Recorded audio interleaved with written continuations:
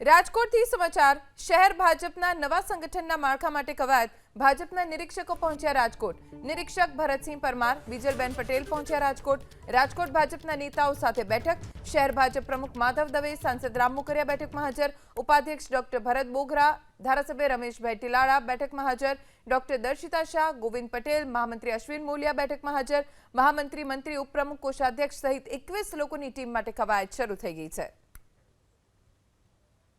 વધુ જાણકારી અમારા સંવાદદાતા પરાક્રમ સિંહ જાડેજા પાસેથી પ્રાપ્ત કરીશું।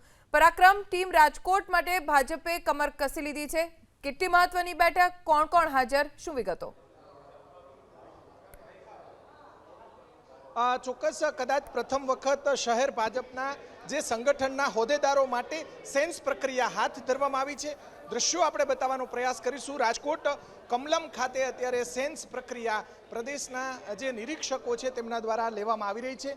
સીધા દ્રશ્યો આપણે બતાવવાનો પ્રયાસ કરીશું। અહીંયા જે અલગ અલગ 21 જેટલા હોદ્દેદારો છે તેમની સેન્સ પ્રક્રિયા છે।